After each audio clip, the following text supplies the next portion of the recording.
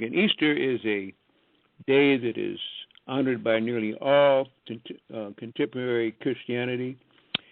It's used to celebrate the so-called resurrection of Jesus Christos, or Jesus the Christ.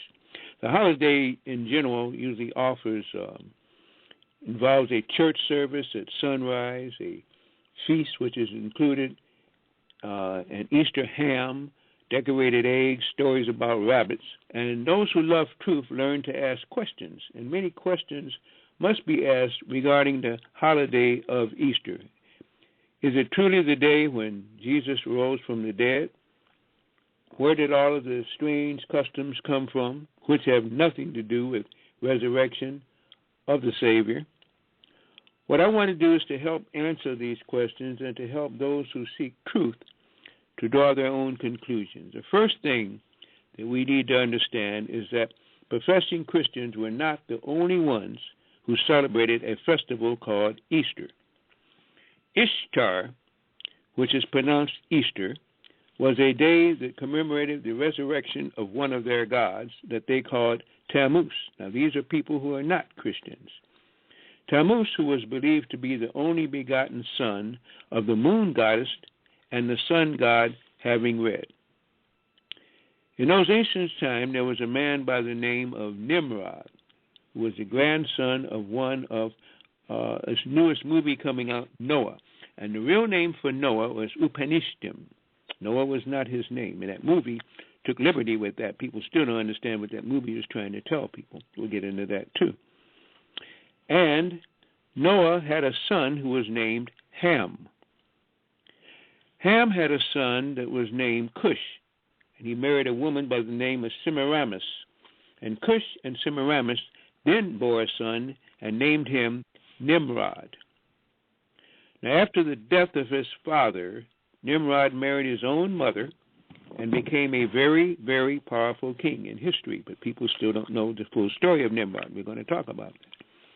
The Bible tells of this man, Nimrod, in Genesis, the 10th chapter, all the way through the 8th and 10th verse, and states it pretty much that as Cush begat Nimrod, he began to be a mighty one in the earth, and he was a mighty hunter before the Lord, wherever it is said that even as Nimrod, the mighty hunter before the Lord, and the beginning of his kingdom was Babel, and then Erech, and then Akkad, and then Calneh, and then the land of Shinar. Now, all of these are quotes from this book that the biblical scholars, and I don't pretend to be one, but I read it, talked about that is happening. Nimrod became a god and a god-man to the people, and Semiramis, his wife and mother, became the powerful queen of ancient Babylon. Nimrod was eventually killed by an enemy, and his body was cut in pieces and sent to various parts of his kingdom. Semiramis had all of the parts gathered together except the one part that could not be found. And, of course, that was the penis that was said to be thrown into the Nile and was never recovered. During this time, no meat was to be eaten, and the worshipers were to meditate upon the sacred mysteries of Baal and Tammuz and to make the sign of the cross, or in this case, the T, an incomplete cross, the T-square. And they're supposed to do that in front of their hearts as they worshiped. They also ate sacred cakes with the marking of a T or cross on the top. And every year on the first Sunday after the first full moon after the spring equinox, a celebration was made and is still humbly sought. It was Ishtar's Sunday and was celebrated with rabbits and eggs. Ishtar also proclaimed that because Tammuz was killed by a pig, that a pig must be eaten on that Sunday, and that's where that eating of the pig comes from. So I think by now, as you listen and understand what I'm trying to make a connection of again, there's that contemporary Christianity and its churches that the paganism has come by way of the Roman Catholic system, and this is why now you will find the Roman Catholic Church is going to fall. Remember, you heard it on your show. Some people understand it, some people don't. But as these next months come on, you watch on the 27th, by the way, another prediction, what's going to be an edict that comes out of the Catholic Church. The truth is that Easter has nothing whatsoever to do with the resurrection of the Lord Jesus Christ. And we also know that Easter can be made as much as 3 weeks away from the Passover. And that's, again, if you're Jewish or Hebrew. And this is another big thing we should get into. Because the pagan holiday is always set as the first Sunday after the first full moon after the spring equinox. It's the Passover. The first Sunday after the first full moon after the spring equinox. And people are getting this real soft on now about the red moons and fake. I'm going to tear that one apart. Either way, some have wondered why the word Easter is in the King James Bible. Well, there's lots of things in the King James Bible that shouldn't be there. As you know, King James did this so he could marry his whore and get rid of his wife. And he changed so much in there, it's a shame. People don't realize that when you realize that version. And in fact, when you go back and you understand that those who are very much into the horoscope, and I call it horoscope, and very much into the so-called, astrology, that if you were before the AD time of the Advent and you were born in January and February, you don't exist. If you're Capricorn or Aquarius, you don't exist because there was none. King James has changed so much. Pope Gregory has changed so much. Julius Caesar has changed so much. The Christian church has changed so much. And those that were blaspheming against the consciousness of the Christian church are still being exposed. We're going to expose it all tonight. If you understand, too, that I think it was in Acts chapter 12, it tells us that it was the evil King Herod who was planning to celebrate Easter and not the Christians. The true Passover and pagan Easter sometimes coincide, but in some years they are a great distance apart. It depends on the year, and now that we even have leap years coming once in 4, with February then having 1 day more, and it's no longer an equal 30 days as it used to be, we're all off keys. In fact, in the year of Advent, 45 AD, they lost 445 days, which they just threw away. The Pontiffs forgot to keep time, and Rome was so busy battling that they just threw those days away. They've never made them up. That's why we don't even know what time it is. The calendar is here, and the calendar is all off. The true Passover and pagan Easter sometimes coincide, but in some years they are great, great, great distance apart. So much more could be said for seekers of truth, and we know that I think, what is it in John, I had it written down, so 4th chapter, 24th verse or something like that, that God is a spirit, and that they must worship him in spirit and in truth. The truth is that 40 days after Lent, eggs, rabbits, hot cross buns, Easter hams, everything to do with ancient pagan religion, mystery of Babylon, these are the things that are still celebrated, and these were supposed to be the things that were anti-Christian or the anti-Christ. Yet we do them, and you got Christians going out there buying ham right now, eating a pig right now, and this is what, again, when after the death of Nimrod, this is what they told, you had to eat the pig because now the pig should be devoured because of what they did. We, again, don't begin to understand our religions.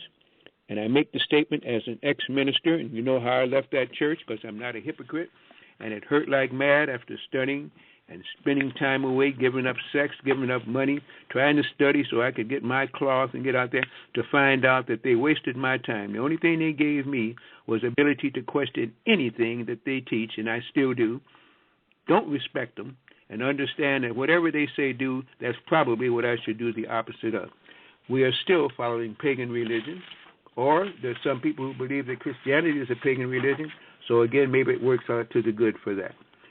There have been what we call the 13 crucified saviors, the idea that all of these churches, and there are 13 basic churches, 285 sects, that's SECTS, and yet we begin to say that the only one that has a origin in truth with a book to back it up is the one that is called Christianity. And not only does it not have an origin in truth, but it is full of metaphors, it is full of half-truths, it is full of questionable acts, it is full of symbolisms, it is just full, again. You got Easter, or do you have Ishtar? Do you have the crucifixion of the Christ and the Lord? which was done on Golgotha, and he crucified between two thieves, and as he died, he said, and you too shall be in heaven with me. Is that a true factor? Are there two people hanging on crosses at Golgotha and the two thieves beside it?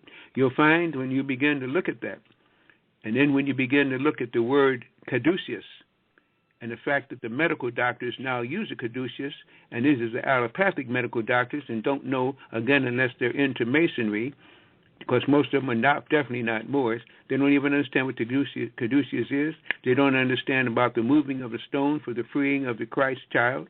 And, of course, what the heck does that have to do with Easter eggs? Let me clear this up, too. The crucifixion between the thieves was done on Golgotha. And if you look at Golgotha, it means the land of the skull. It is a metaphor. It means the skull that is in the body, by which the pineal pituitary complex and glands can then rise for a while when the person goes up and needs a bony stone structure to house the brain. It has nothing to do with the ascension there. Golgotha means land of the skull, and the two thieves are the Ida, Pingala, pneumogastric nerves. They are the twin cords that go up the 32 steps of the 32 vertebrae and the 32 ascension cycles. And as you look at the base of that, there is what is called the solar person and the solar plexus, by which the umbilical cord was tied when man came into womb man and was born. And it represents, again, these two robbing energies, Ida, Pingala, pneumogastric nerves, that wrap around the spine. And as a person is beginning to raise consciousness and to come into the two beings who are locked in a mortal physical body, these dracons, and you know I use them all the time, have so fit to make these bodies now that we're in calibrated, but was already predicted that they would do so, because it is not to be taken literally, and yet we're going to celebrate it as Easter. So I'll give you a metaphysical look at what those symbols mean.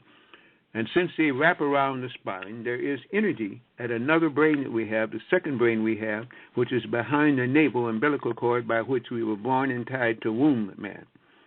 And when the sun shines upon that cord, it also produces energy.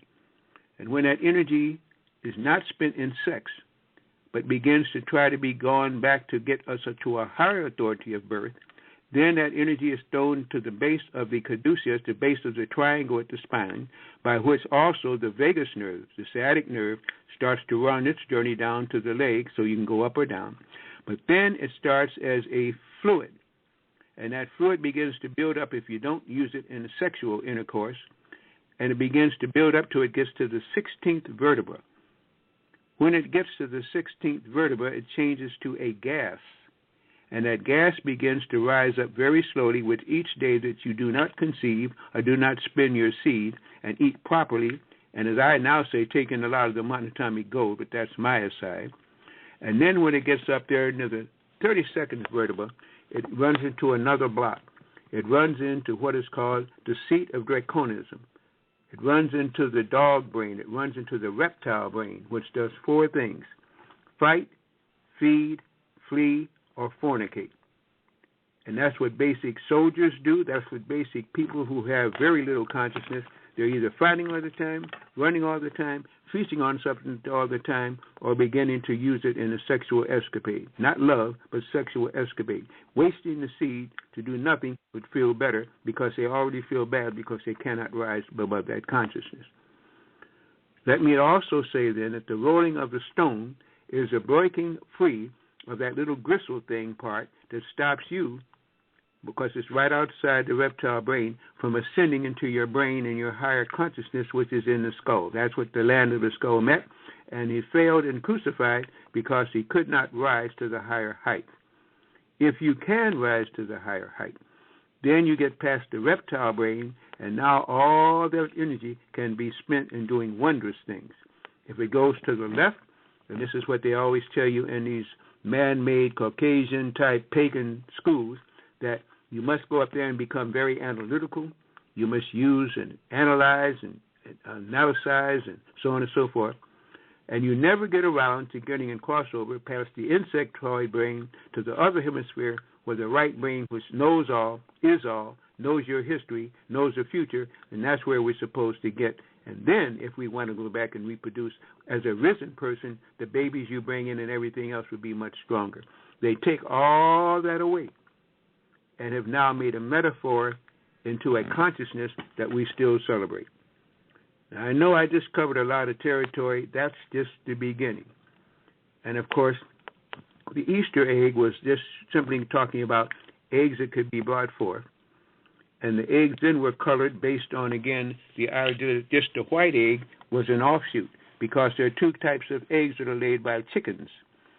One is a brown egg, and you have to pay all kind of money to get a brown egg. It's a naturally melanated egg. And the other is an egg that is very pale and has not the richness of the brown egg. It doesn't even have a membrane. When you crack it, it has no membrane.